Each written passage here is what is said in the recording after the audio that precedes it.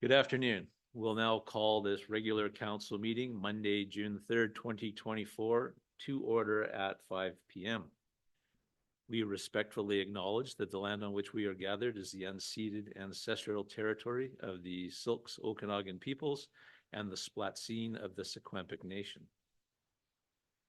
At this time, I would like to move for the adoption of the June 3rd, 2024 regular council meeting be adopted. Do I have a mover?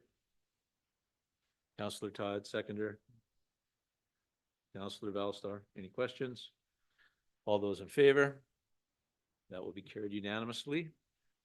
And that the May 13th, 2024 minutes of the City of Armstrong regular council meeting be adopted. A mover? Councillor Wayner, seconder. Councillor Todd, any questions? All those in favor? Will be carried unanimously. And that the May 14th, 2024 minutes of the City of Armstrong special council meeting be adopted. And a mover, please. Councillor Valstar, seconded by Councillor Drapula. Any questions? All those in favor? This too will be carried unanimously. Tonight we're going to welcome Inspector Blake McLeod from the North Okanagan Detachment RCMP. And I guess, yep, that's you doing the presentation again tonight. Awesome.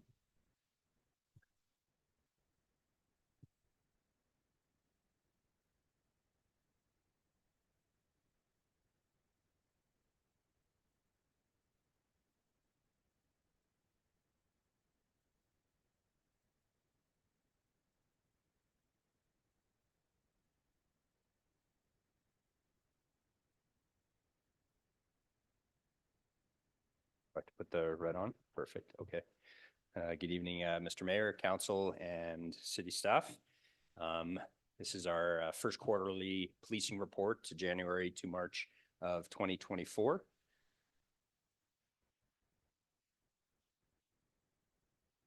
Oh, there we go. And again, as per previous quarterly reporting, here's just two examples of some of the community events and participation we have throughout the Vernon North Okanagan Detachment. On the left is a dodgeball, it says dodgeball team. I don't know if I'd call ourselves a team. You can see Staff Sergeant Mancini in the middle there trying to hit me as I'm taking the photograph, but that's at a high school in Vernon where we played some of the high school kids. And then on the right-hand side is we played a basketball game against the Special Olympians. And in the bigger, greater report, there's many more examples of some of the community engagement and events. And I'll be talking in the next quarterly reporting of one we had outside of the quarter locally that we had here that I think was a great success for us. But so as you see in the overall report, there's section reports from all of our units, frontline policing, which is general duty uniform, our serious crime unit report, our special victim unit report, and our targeted policing report again in the greater quarterly report. Here are some the stats for the quarter. You see which in general red is not good, but these are very small changes, and I think we presented before that literally a handful of files sometimes can increase. But you see there's an increase in calls for service. Well, Steve and myself have looked at that, and there's no real rationale or reason for that. It just all depends on what's going on in the community at any given time. But with that increase, only to increase 8.6% in criminal code offenses, which to me, the two numbers, that's actually decent considering the increase. But again, you're not talking big numbers when you're looking at just Armstrong as well. And again, an increase in property crime. Steve and I looked at that as well, and there's no real trend or anything like that we saw that we're concerned about. And again, these are numbers from January, February, March in comparison. At the bottom of that slide, you'll see a massive increase in reports to Crown Council by percentage. When I say massive, it's plus 132%. On the previous quarterly reporting, we did not have a comparison. We just had numbers. I asked for this to be added just so I could look at it and see, okay, what does this actually mean? So when I looked at the numbers, and I looked at literally across the board from 19 up until now, we've been fairly consistent in reports to Crown from year to year to year. We're going to see if this trend continues, but over that quarter, yeah, we did submit a whole lot of reports to Crown. And for us, it is really important. Next month it may go down. It really depends on who's in our community. Some of these investigations could have been from November, December, not in the quarter, but they got submitted during this quarter. So we'll see moving forward if that is some sort of trend. But I can say that between myself, Steve, the other leaders and supervisors, the submitting of crowns, charging people criminally, that's kind of should be our bread and butter, and really it has the greatest way to impact the community. And so again, that number is when I say I don't want to say I'm happy with it, but us submitting crowns and charging people actually is the number one way we can actually impact communities, right? Is holding people accountable. So we'll see how that looks over the next quarter. I'm interested to see. So not surprisingly, if we're doing more charges, there's a slight percentage increase in the number of prisoners, and mental health calls were down. And again, these are numbers just for the entire North Okanagan, so the rural area, down 39.2%.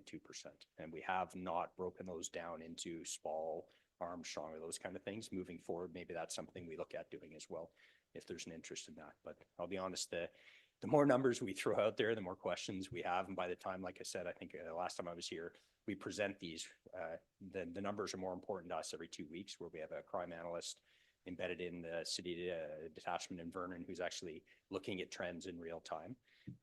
So these numbers in general don't mean a lot to us, because if we're only paying attention to it now, we're not doing a good job focusing on what's going on like right at the moment. So.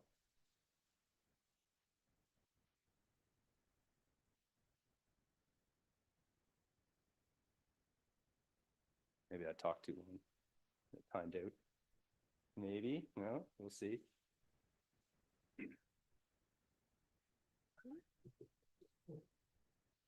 Electronics don't like me, so.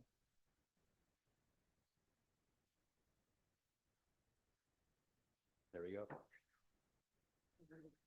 Okay, thank you. So we had a slide the last quarter, last time I was here. This is again just reporting our integrated crisis response team. And you see in the first quarter, we have no comparative numbers because the team just started in the fall. But the mental health related occurrences they went to in the Vernon Coldstream area were 479 occurrences in total, and then in North Okanagan 68. So our ICRT team attended 220 calls for service. Again, right now they're just still only servicing Vernon and Coldstream, and on very rare occasions they will come out into the rural areas.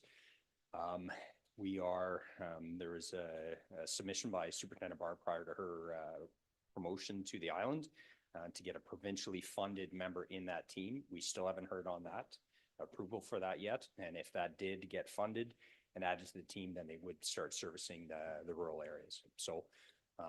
And when I say rural areas, that means they would service the entire Vernon North Okanagan detachment, which would include here. So haven't got approval on that yet. Hopefully that will be, I haven't heard anything at all. So we've asked and we're still just waiting to hear. So next slide. Thank you.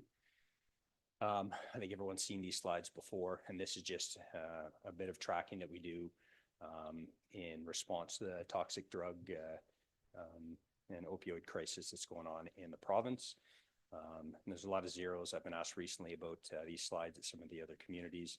Really the card referrals given, and these are when we have people in our cells who are getting released. I think I've explained this before, and Shauna has as well. The referral cards, a big part of that, just trying to get them connected with some services while they're in crisis, and they are generally, if they're getting released from our cells and have been with us for a period of time, they are going to be in crisis and needing to feed their addiction, right? So they're provided with naloxone kits as well. The video shown, the referral, and the nurse to cells, that's really, they have to agree to those things. So if they don't agree to watching the video or agree to having a referral made, which we can do and connect them with services, they walk out the door if we're releasing. So that's why the zeros are there. So. Next slide, please. So these are just some of the numbers that our forensic identification section, some of the files they've been to, and again, they service the entire North Okanagan or Vernon North Okanagan detachment area, the integrated area. So just kind of a cross section of those. And this is our police dog service, and the number of calls they've done in the quarter. Burning Coldstream, as you can see, 8, 5 in the North Oak. Want to highlight a successful track and arrest of an offender on outstanding warrants. And in amongst that, he gets called out a lot for many, many different things. Search and rescue, he's our liaison with them. So missing people and those kind of things. Again, they've got his name there. It's Corporal Kyle and his dog Phantom. And we are in the midst of trying to staff a secondary position here, again, that would service the entire area. So Corporal Kyle does an amazing job for us and works his butt off, but yeah, he needs some help. So next slide, please. And then, yeah, thank you for your continued support, exactly as the slide says. So, Councillor Todd. Great, thank you. Thank you for your presentation there. The integrated crisis team, the funding for that, is that Interior Health? Is that who you're waiting on for? no, so Interior Health funds so it's 2 police officers right now that are being funded. They're City of Vernon regular members. Interior Health funds 3 nurses. Right. So with the schedule we have on, those 3 nurses rotate through the 2 members. So the provincial funding, it wouldn't be through Interior Health per se. They'd fund directly from the province and fund a regular member. So, yeah. Great, thank you. Yeah, you're welcome. It seems like you've been picking on the women here. What's with the 60-year-old driver having to get caught drinking, and then another 31-year-old woman with possession of stolen property and firearms, and another one in Spalmsheen. I think she had some firearms that had to be exploded. And what's going on with our women? Improvised explosive devices. Yeah. No picking on women. I feel like I'm being set up somehow with that question, but we just respond to the calls for service that we get and then proactively catch people doing what they're doing out in the community. So how was that? Does that make sense? Yeah, that was good. Okay, thank you. Thank you, Mayor Kramer. Just, I had an email today from a concerned citizen about the speeds between Park and along PV Road, from Park all the way up to PVSS. Okay. And just curious as to how often you guys service that area, and if you guys have noticed if that's a problem area yourselves. I'm not personally aware of that being a problem area. And I don't know, Steve, if you are. I know, Yep. I know, for the school zone where the members seem to focus is at, the school, just through the zone there. I know where you're talking, where you're coming. And it's, I don't know that it would necessarily be a problem. It is an area where, it's speed state, to get through and slow down. Looking at our stats here for the quarter, I know that we are up in but still a substantial. Primarily, I would think most of it, because within the city of Armstrong, there's not a lot of places where you can get speed traps. But that's an area you can follow up if they have.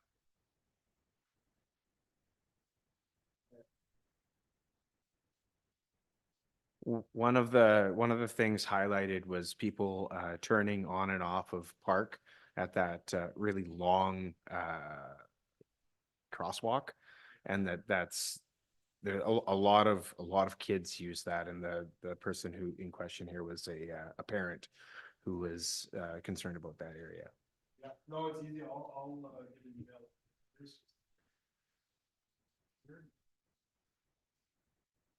Thank you. And we encourage people, if they have these areas that they want to highlight to the police, to call in to the detachment. Obviously, it wouldn't be a 911 call. And we often would create a file and have someone assigned to it, and they can monitor it and kind of highlight it to the other members and try and be as proactive as possible. The members, like the frontline members, their unfettered time is decreased over time, but it's one of our priorities, like it really is. And Steve's a great advocate for that, for the road safety, for the traffic safety. Youth's another one of our priorities. So yeah, we really encourage our members to, when they have that unfettered time, to go into the school zones. And every week, the members out in the rural areas are going to the schools themselves to give talks and things like that. So even just having a police car parked at the school or on the road sometimes does help. So yeah, Steve gave a great answer, and yeah, we'll pay it some attention for sure. Yeah, thanks. Not seeing any further questions. Once again, thank you guys very much for all you're doing for our community, keeping us safe and protected out there. And your services don't go unnoticed. Thank you guys very much. Excellent. Thank you for the invitation. Thank you. Have a great day. And next up, we'll be moving into departmental updates, and I'm going to hand this over to Ms. Lowe for her presentation with staff. Thank you, Your Worship. We have updates from managers. We'll start with Philippa for corporate services. Yeah, and this can trigger some conversation with respect to what Councillor Fowler was asking about ministry meetings.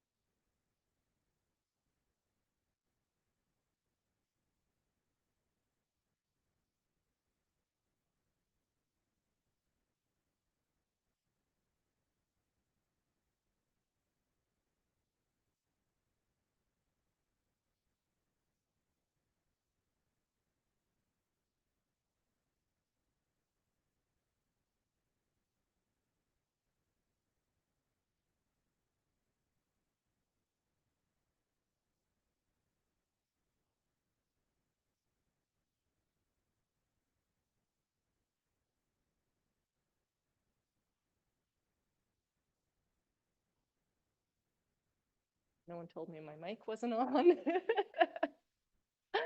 I'm going to be speaking with Brad, and one of the options that we came up with was municipal affairs and hopefully environment, and discuss the wastewater. And just try and get that up and going and get some interest in there. The other catch with it being an election year, this staff is going into caretaker mode, which they are very open about. This is what happens at this time of year, so yes, meetings are still available, but there will be no promises made, basically. We just have to go in there with that expectation and gain interest with what we can and take it from there.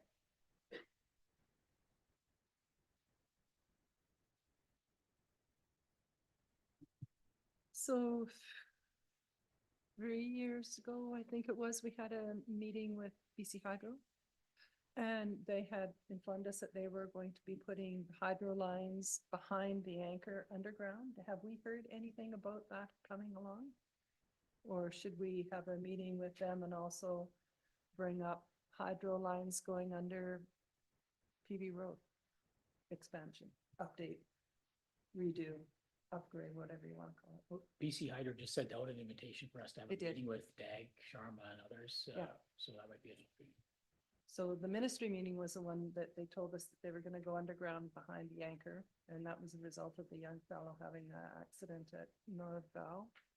And then, I think we've spoken a couple of times about the new Pleasant Valley Road having some underground power going under. Maybe we could talk to them about talking up some finances.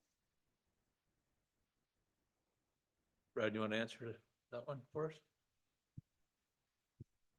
Yeah, through the chair, we haven't had any correspondence from BC Hydro in regards to putting the utilities underground along the frontage of the highway. I know that's been on the books for a number of years, but no further correspondence. And as we do all of our rewrite works, we are asking the consultants to provide us with pricing and options to put utilities underground as part of those upgrades. And we're always looking for opportunities for additional funding from grant sources to help achieve that goal, just for not only aesthetics, but functionality as well.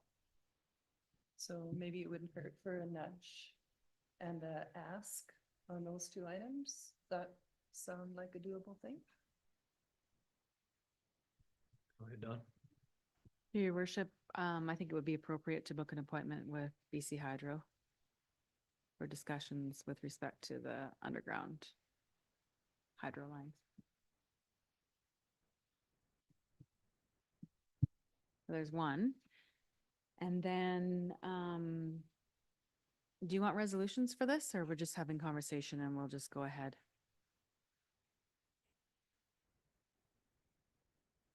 Okay, so for the ministry, we're looking for a resolution to meet with the Ministry of Municipal Affairs and have environment attend the meeting as well for further discussions on our wastewater treatment plant. Councilor Drapla. Okay, second, Councilor Weiner, thank you. Discussion? I just question myself if there's, given the limited time that you get with the ministers at UBCM and the amount of work we've put into the project might take up more time than allotted, and if we're not better off approaching it from a different fashion. Through your worship, I agree with that completely. I think that once we do have decisions that we are bringing out to the public, that we should probably take those decisions right to Victoria. However, it doesn't hurt to meet with the ministries at UBCM as well, just to top it up. Yeah, especially if they're in caretaker mode, because we're just introducing things at that point. Councilor Fowler. So when you go to these meetings, all you have time to do is introduce yourself and introduce your topic, and it brings it to their attention so that when you come back and ask for a meeting in Victoria, they can be prepared. That's about all you get time to do here. Just bring up your topic. Yeah, I just thought after our meeting last year that we had and the position we're in currently, that they are well aware of where we are and where we're going. And saving that time for somebody else that might not have an opportunity might all be just as valuable, but I'm certainly not opposed to meeting with all of the above. All right, we have a motion on the table then. All those in favor of meeting with MMA and environment? And that will be carried unanimously. BC Hydro is a different entity. Yeah, it's a different invitation. Do we want a resolution to meet with BC Hydro? Okay. Thank you, Councillor Fowler, seconded by Councillor Todd. Any discussion on that? Okay, all those in favor? And that will be carried unanimously. Thank you, Philip.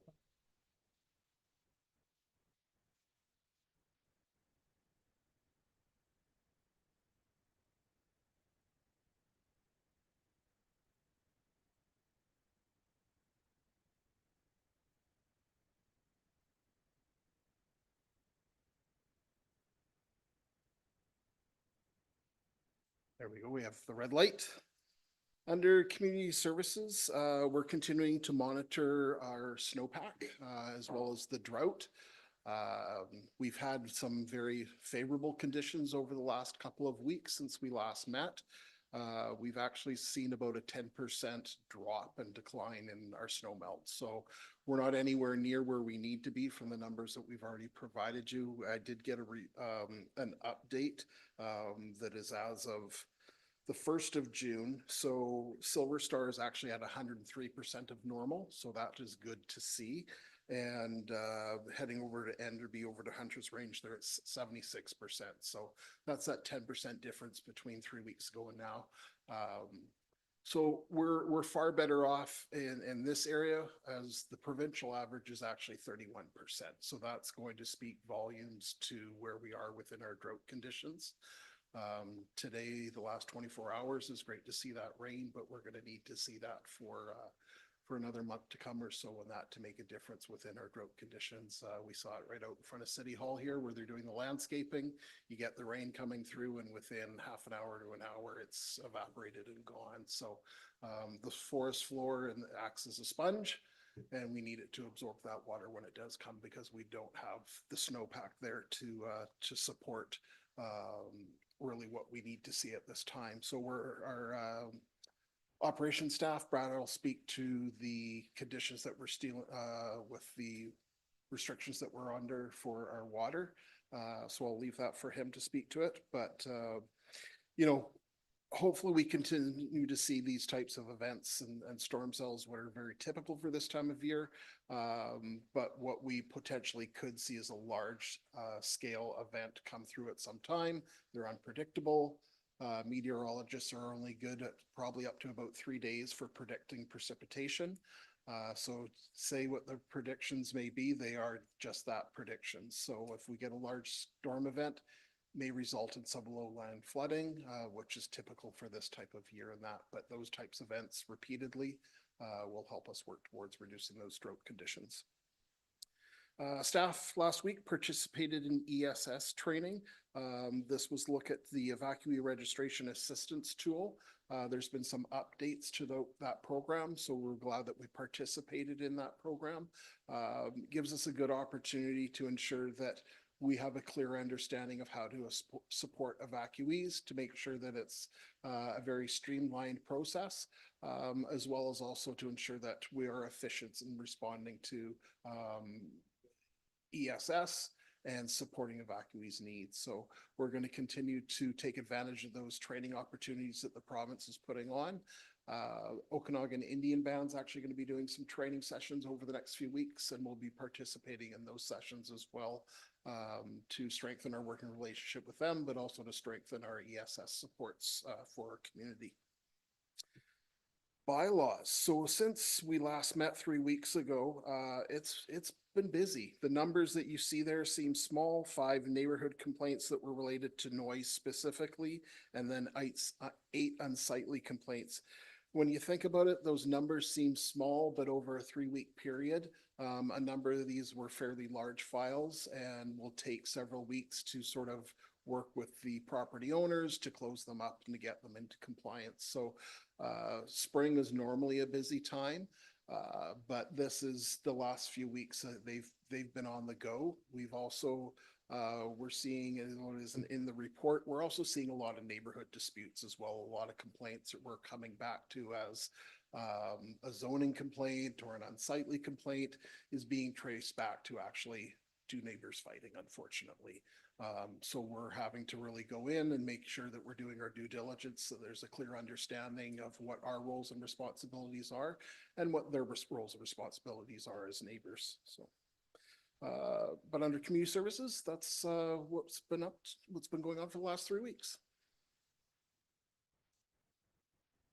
Any questions?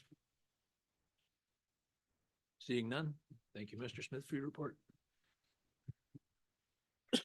Thank you, Your Worship. We sent Lori home. Planning Services does have an update on the agenda. Talks mostly about the continuation of the zoning bylaw changes, the Carey project, the official community plan, how we're extending deadlines so that we can have additional time to review with council. And the manager of planning attended a land summit in Nanaimo. It's a good opportunity to connect with other planners and professionals. The building official attended the Building Officials Association of BC conference, and staff have also been participating in emergency management training as well. So planning is busy. There's a lot of smaller projects, a lot of questions coming in. So she's spending quite a bit of time with the public, deciphering through the zoning changes and whatnot. So there's been a lot of care and attention just to one-on-one meetings too. So that keeps her quite busy. Mr. Ackerman is here. He doesn't have anything in his updates as he was away, but if council does have any questions about public works projects, he is here to answer your questions. First of all, Councillor Weiner, I think wanted something out of planning services. Yeah, I'm not sure if you can answer my question or not, but I've had a few people, I got a bit of an earful about the postal code changes. Do we know anything about the postal code changes, or is that something we can find out about later? Thank you, Councillor Weiner. I would pass that to Philippa. Are you dealing with that right now? I have placed a call into Canada Post, and I spoke with a lovely lady who couldn't even locate the letter that's being sent out on their system. So I have a ticket in, and I should know my deadline for knowing is on the 5th. So hopefully then I'll have a better idea of what's actually happening. Perfect. I believe I have a letter that I might be able to share with you, so.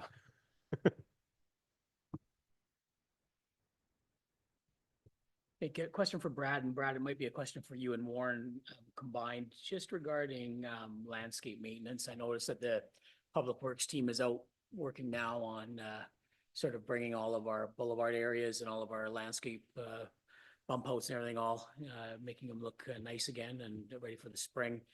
I think there's a little bit of no man's land areas, particularly along Smith Drive and PV Road, where perhaps it's maybe not, the business owners aren't aware that they're responsible for maintenance on those boulevards, but some of them are getting to be a little bit overgrown in some areas. I'm just wondering if that's been brought to your attention, or if it's something that we could maybe just take a look at to see if there's a way that we could kind of collaborate with our business community and make sure that they're doing beautifications in front of their properties on which probably right of way areas, but it's certainly in front of their area. Just your thoughts.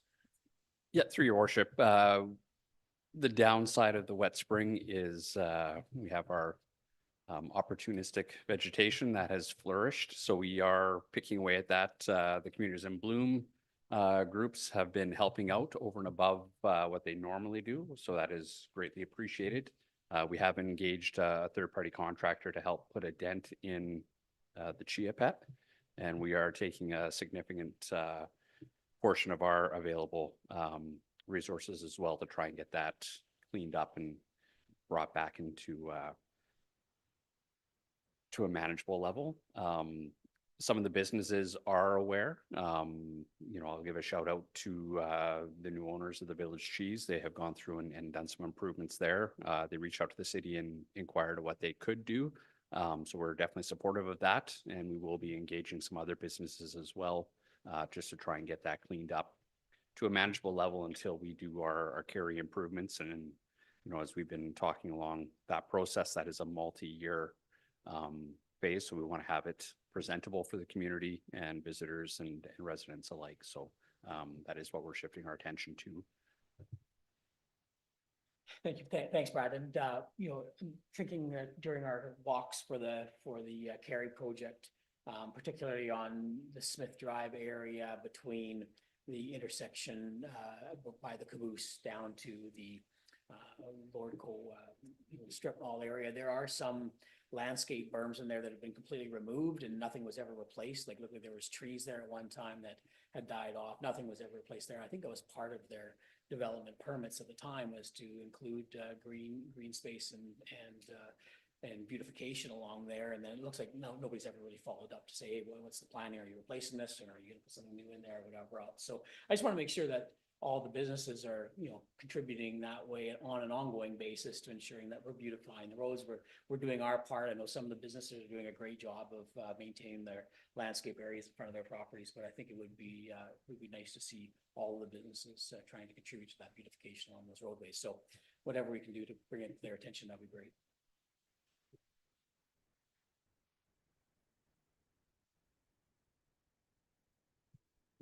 I have a question just on something different topic. I don't know, Councillor Fowler, if you had something on the same topic or.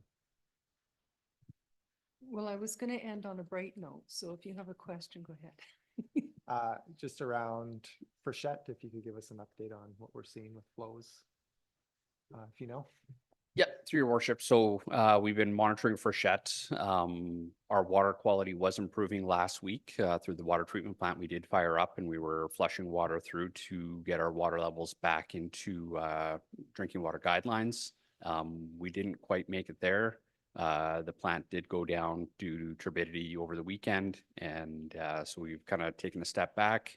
And today's rain event will set us back a few more days, but we're hoping we can get things back on track and stable enough to return to our water treatment plant as our main source for Fortune Creek and not our wells by Friday of this week. And if the weather stabilizes a little bit here and starts to warm up, I think we should be able to meet that. If not, it would be early the following week. But flows have been consistent coming down, and we haven't had any extreme events thus far, so it's been manageable. That's great. Thank you. Thanks, Brad. So just follow up on that. So, last year, it seems to me that we were on the drought 5 conditions because the province put the Okanagan Valley on that. I'm just wondering, I haven't noticed any weather reports down the valley. Are those communities that have been in really dire trouble getting help with the rain? Through your worship, I haven't checked the updated drought level ratings for other areas. We're sitting, I believe, still currently at a 3. So, definitely not too bad, but that can change quickly, as Warren had indicated. A couple warm days and then just not having that moisture level built up, it can change things dramatically. This rain has had a positive impact, but I think communities up and down the valley are watching their water supply closely, and those drought conditions, just being able to react and be proactive rather than waiting until they're in dire straits. Okay, and then what I was going to mention, you had mentioned communities in bloom. I was just going to say that a shout out to the volunteers, because although they've been doing all their flower beds and adopted spaces more in the downtown area, they've also weeded the area from the caboose right to Bosley's. They weeded the part in front of the drugstore across from Askew's. They weeded in front of Monashee. And every now and then I get an email, or we're going down to do this, that, and the other thing. So I really do think a shout out to them is worthy. Yeah, I agreed 100%. They've made a terrific impact, and that time and effort they put forward does make a huge difference. So yeah. And they're mostly all old ladies. Hey, they work hard. They're welcome to come and join us anytime. And the little kids that went to Marigold Mile last week as well. Correct. Forget them. Yeah. Sure. Okay. Thank you. Seeing nothing further, thank you. No, thanks, Brad. I appreciate that update. And now I believe that we're going to have Corporate Services Communication Strategy Plan presentation.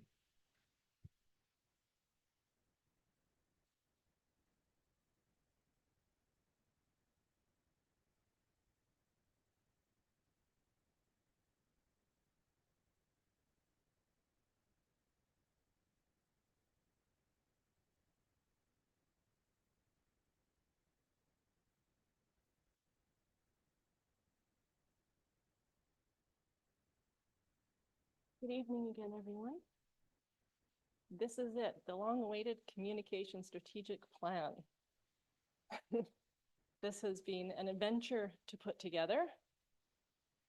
And I have learned a lot, and hopefully we are covering a lot of what you were looking for. So what is this document? This document is aiming to cover our goals. We want to have strategies so we can meet those goals, some timelines in there, give all of us as a community a little bit of direction in where we're going to go with this. Whoa. Let me go back to the mouse. There we go. So in this plan, we have our preferred methods, which are going to be divided up. If it's a large project, such as OCP or CARI, we are going to want to use more than we would for just thank you very much to Dawn for being an amazing human being. We have feedback mechanisms contained in there, so we can actually hear from our residents. Engagement, what are the ways we want to engage? When do we want to engage with our residents?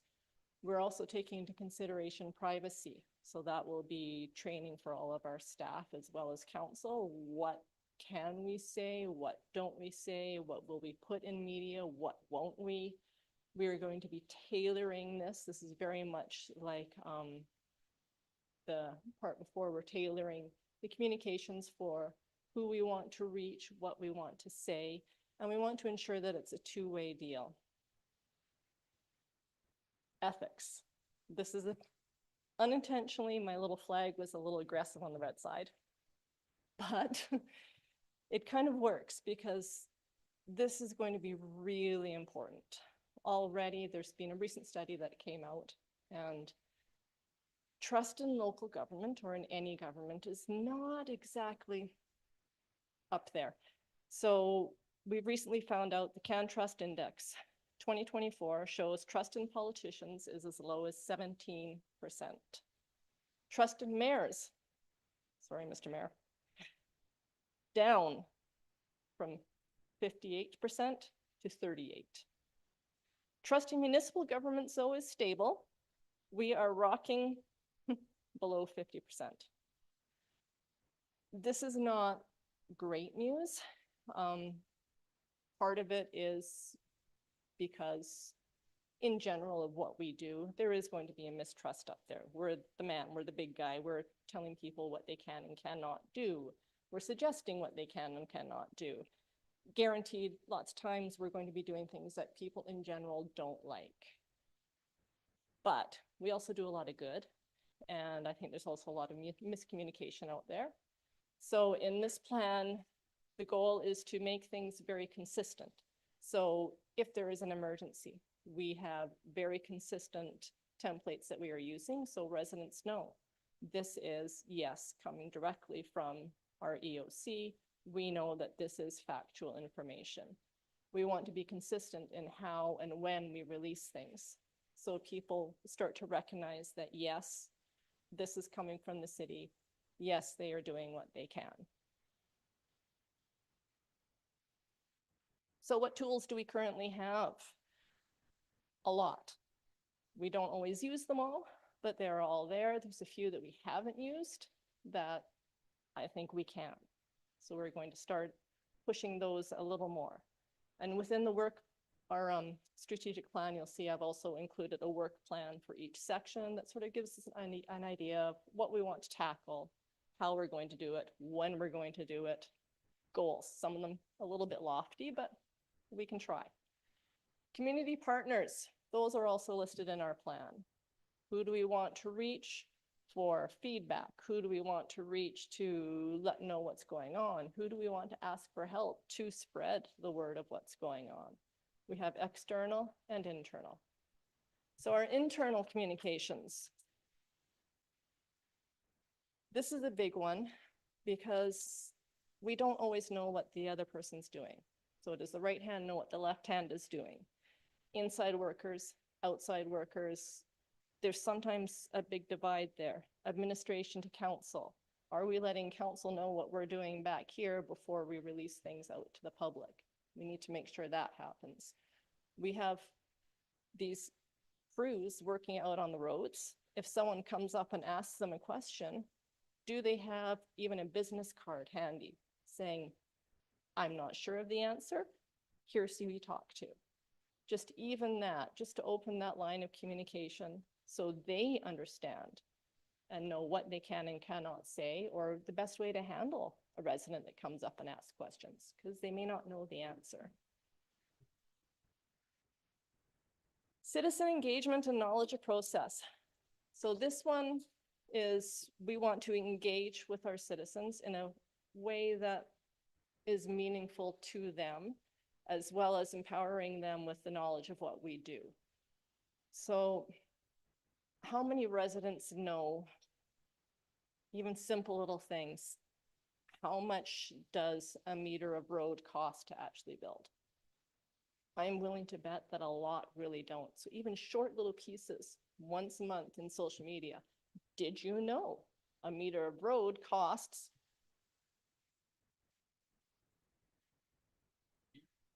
okay, a foot? 500 meters?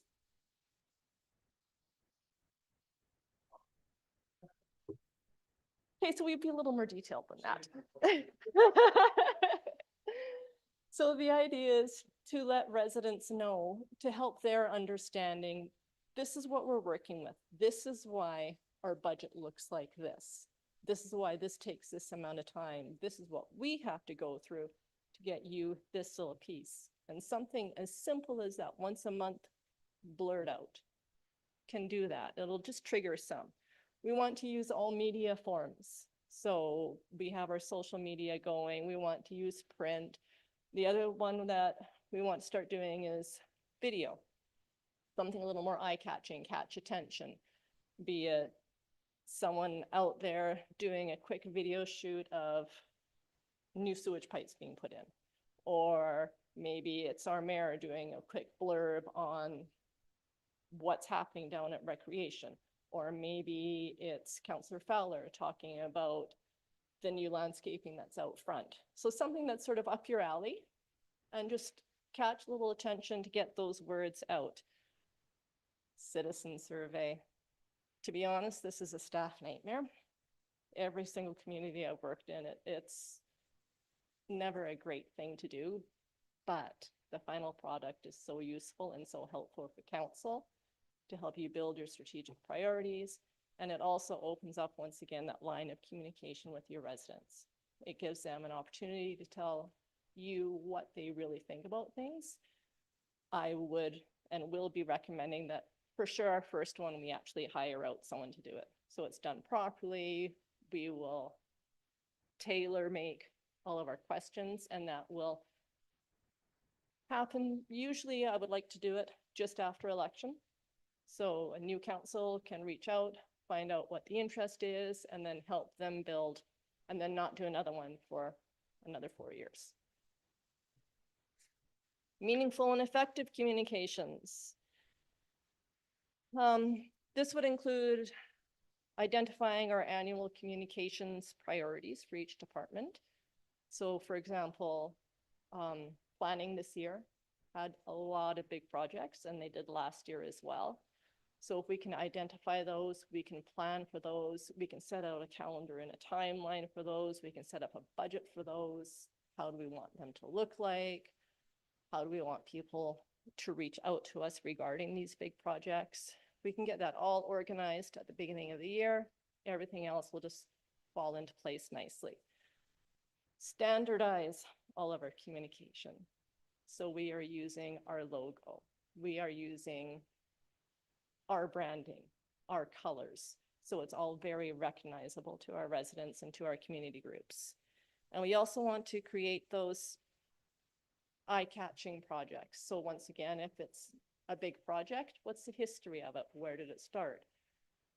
If we do go and build something large, why not do that time capsuled video? So it's slowed right down and then you speed it up so everyone can just see it go from the big hole in the ground to the building.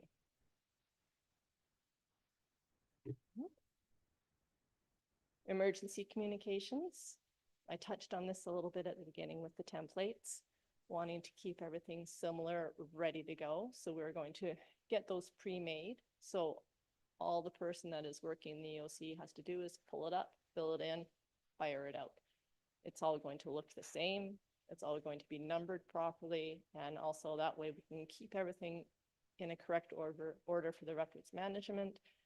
And the next people that come in know what's gone out. And with that, we are going to do our binder as well. So in the EOC, you're going to have whoever's working will have the binder. Everything's going to be completely organized. They'll know all the contacts. They'll know the community groups. They'll know who's working where and what's gone out when and what's coming up next. And it'll be a way to track everything. And also, once again, for records management, super important. This is a big one. This one I did not include a work plan with. I did not include a timeline with. This one is more of an effort that we all have to make and continue to make. So we are going to have our training, which we've had some. We want to continue with that. We want to ensure that we are all asking questions and listening to the answers, really hearing what we're told. Be open about ourselves. So if someone asks us a question, we are able to answer it fully and honestly. And another one we want to make sure we do is pay attention to those significant events that come up within the Indigenous culture, so we can celebrate and be a part of that as well. For example, June is the Indigenous History Month. I just found that out. So why should we not celebrate that? Have something going out through our communications department, celebrating the Indigenous peoples that we live with and alongside. And that, in a nutshell, a very speedy nutshell, is what the strategic plan covers.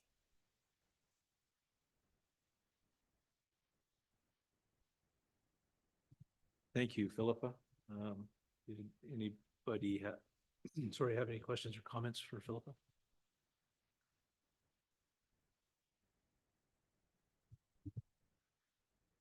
Yeah, thank you, Worship.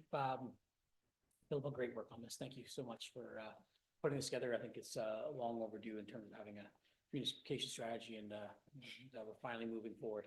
So that's fantastic. I have, reading through it, I really like your position that you've taken on the Indigenous people portion of the because it is a work in progress, and we're committing ourselves to getting better, and that's what I was really happy to see that in there. I had one kind of note that I made when I was reading through the strategic plan, and I don't know where it fits under the action items or under the strategies, but my thoughts were as it relates to maybe an action item to look at our procurement process and ensuring that we are including a communications component into our procurement process. So, and triaging it such that if it's a sewer line replacement, would have a certain level of communication that the contractor is required to provide.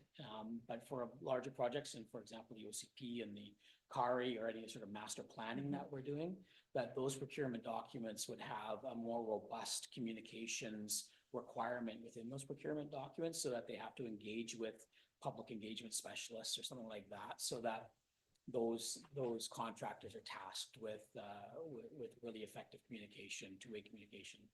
Okay. So I'm just wondering if that might be something to look at, but that was my only observation. Councillor Drappel. Thank you, Your Worship. Again, yeah, thank you for the detail that you put into this. I think when I first read it, I was a lot overwhelmed with everything. Try writing it. Yeah, and like, it's just, and then the more you think about it, the more kind of down the rabbit hole you go with how pervasive communication is. So you did a really good job of including a lot of info that'll be super valuable to guide staff in particular, I think, as we move forward. One thing I felt like I was missing from it was an implementation flow chart or something that kind of summarized it up. Like, so now we have all this stuff here in this plan. Like, how are we actually going to roll it out, and who's responsible for rolling it out?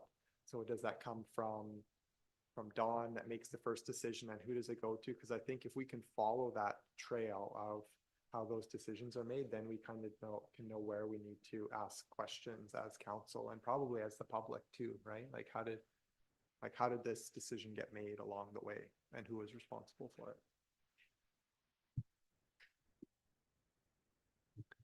Councillor Weiner. Actually, I love the idea of a flow chart.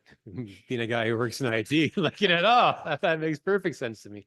Also thinking of it from that context, just looking at some of the tools here.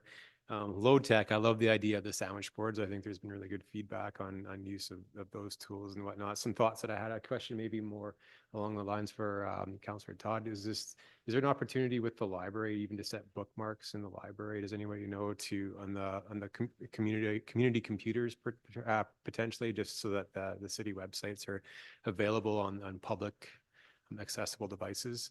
I see what, so when someone opens up and logs in the computer, that's the first site. It's almost like the home site. Exactly, even not necessarily a home site, even as a bookmark or a link. So it's so some of our older citizens or even people who don't use technology regularly can just, it's a single click away, right? Yeah. And then another thought was, is there a TV at the arena? I think there was a TV for it just at Norvell, yeah.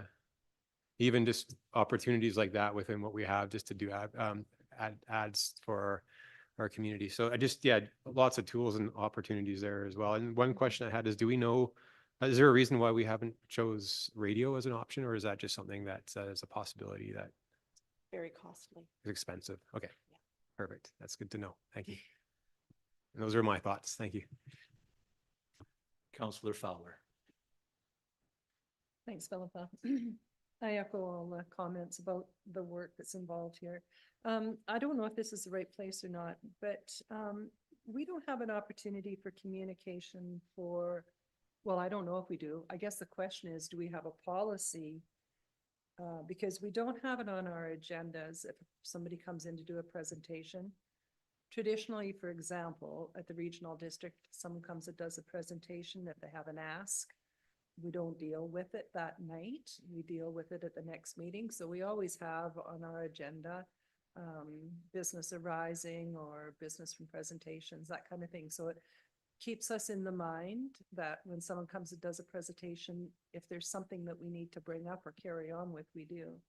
I don't know if we have that policy or not. I've had some people talk to me about, we gave a presentation, we never heard anything. And I'm going, well, if you didn't ask anything, I'm not sure what you wanted to hear, but I don't know if that's part of I don't know if that's the right place to talk about this or not. It is something that I have started doing. Each time someone sends in a request to make a presentation, I will ask them, what is your ask? Make sure you include that in your presentation.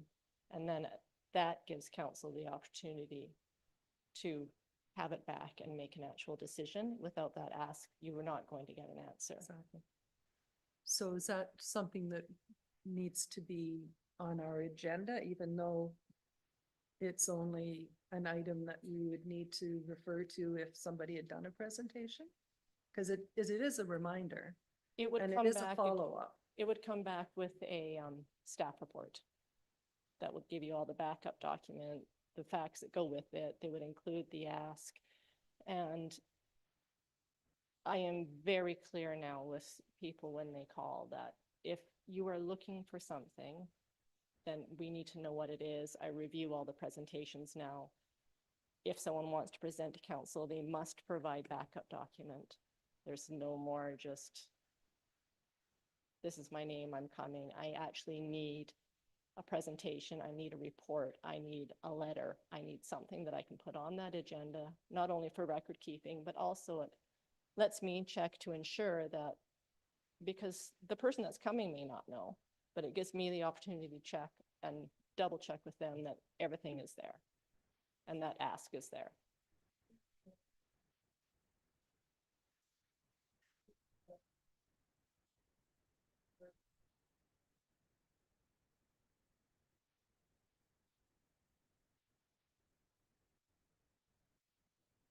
aside from the staff report? Well, a staff report may not. I mean, I guess if you've had an opportunity to talk to the elected officials in the meantime and find out if anybody had an issue or a follow-up, but it's on every agenda at the regional district, and sometimes, you know, people will go, oh yeah, and I wanted to ask, or check on this, or even answer the question that they ask. So I it's see what you're not saying, okay. necessarily So that would always a be staff. covered Sometimes under, it's a, yeah, it's an a council elected thing. official. That would fall underneath our procedure bylaw. So I'll do a review of that, and, because that is one of my next projects as well, is bringing that one back for a few updates. So I'll have a look at that and see what I can get in there for you. Sorry, it took me a while to pick up what you're putting down there.